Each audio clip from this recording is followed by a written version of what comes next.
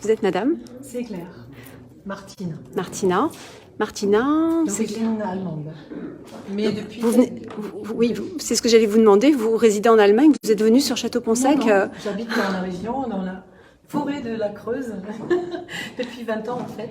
D'accord, et vous nous faites l'honneur d'être présente à Festivart. Avec grand plaisir. Donc vous allez nous détailler un petit peu ce que vous produisez, comme différents tableaux. Là, on en a quelques-uns.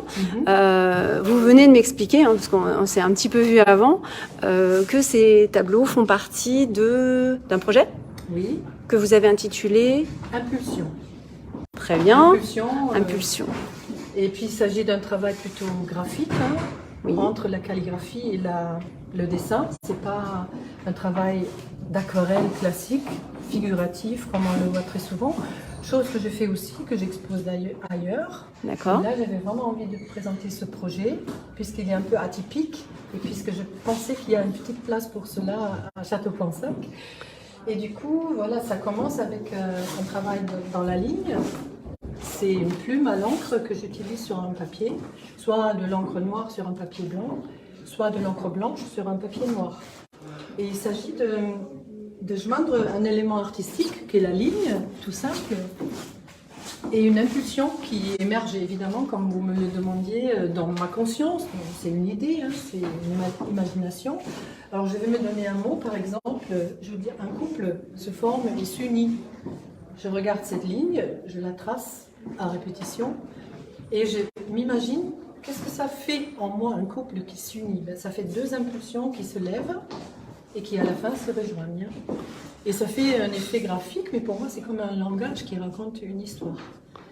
Et ensuite, en blanc sur noir, c'est la même chose, ça donne visuellement complètement autre chose évidemment. Après, j'avais envie de mettre cela en couleur aussi. Et là, pour dire, il y a la ligne comme élément artistique et les trois couleurs du cercle des couleurs, les trois primaires. Et tous les tableaux que vous voyez sont faits avec ces mêmes couleurs. Donc très restreint, la palette. Et c'est un vrai challenge et un vrai plaisir de voir jusqu'où on peut aller. Vous exprimez les couleurs primaires. Expliquez-nous ce que sont les couleurs primaires, parce que c'est pas nécessairement ça devrait très être vite. Très très répandu, parce que c'est quand même, ça fait partie de la magie de la vie aussi. Parce qu'il y a trois couleurs primaires avec lesquelles on peut en principe mélanger toutes les autres.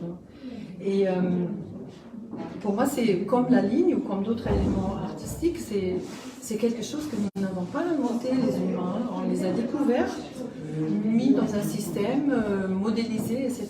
Mais c'est des choses qui nous arrivent d'ailleurs.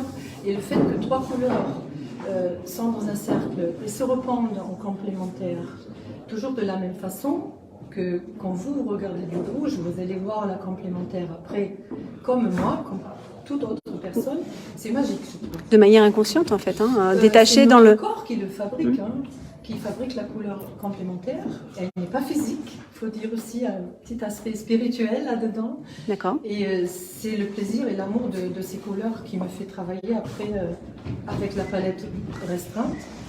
Et avoir envie d'explorer ces différents tons, ces différentes nuances. Alors ici, on a... Alors arrêtez-moi si je me trompe, plutôt dans du gris, voilà. On voit bien que les couleurs ici sont plus sombres. Oui, peut-être moins calme, d'accord. Moins pétillante que celle-ci. Regardez, c'est le même jaune, le même rouge, le même bleu qui apparaît là. C'est une question de dosage et quand vous mélangez deux complémentaires, vous arrivez à avoir un gris. Là, c'est la base du cercle. Alors, vous évoquez toutes ces techniques finales. Est-ce que vous avez appris la peinture ou vous êtes jeté dans la peinture par envie et vous avez grandi seul? Alors, ou est-ce que un parcours un peu atypique, on va dire, parce que je suis tailleur de pierre à la base. Donc, toute ma vie, j'ai travaillé dans la taille de pierre, dans la restauration des monuments historiques aussi. Et parallèlement, je me suis formée à l'architecture. Évidemment, le dessin et la peinture ont toujours fait partie de ce parcours. Et finalement, j'ai fait mon diplôme en art-thérapie aussi en Allemagne. Donc, c'est un aspect qui va certainement se retrouver dans ce travail-là. Parce que donner une impulsion à une ligne, ça peut paraître un peu bizarre. Mais pour moi, ça fait partie de ce travail thérapeutique aussi, de justement arriver à se libérer, à assouplir aussi son intérieur. Il y a tout un projet qui fait partie du travail thérapeutique qui s'appelle le dessin des formes.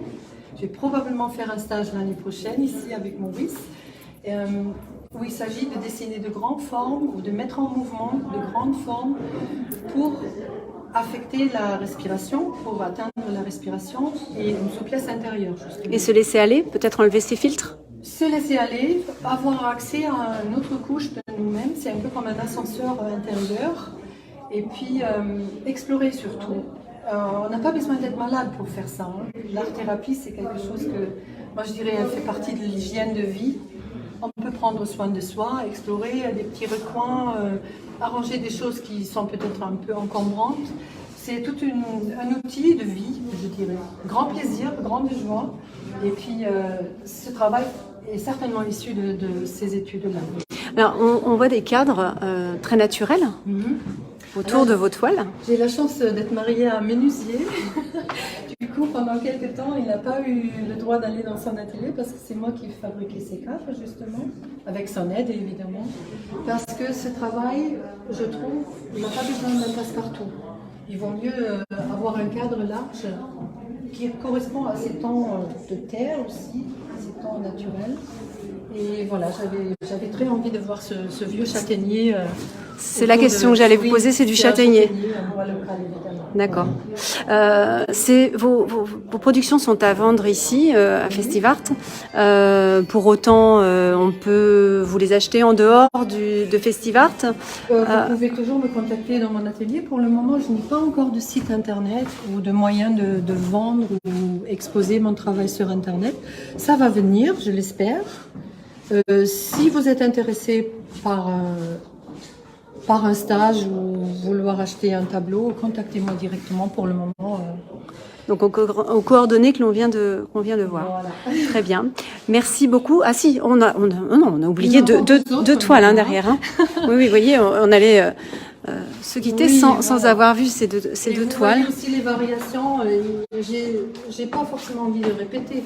Oui. J'ai envie d'explorer. Donc, au niveau des couleurs, au niveau des vagues déjà qui se créent, de ces impulsions et de toute la composition du tableau. Parce que la vie est tellement vaste et tellement riche. Alors une histoire de couple, ici il y a beaucoup d'histoires de couple, peut prendre tellement de visages différents et je pense que tout le monde peut s'y reconnaître. Alors j'aurais pu faire encore 150 tableaux de plus et on serait loin de la fin de toute cette expérience humaine qu'on pourrait faire. Merci. Mon plaisir, merci à vous.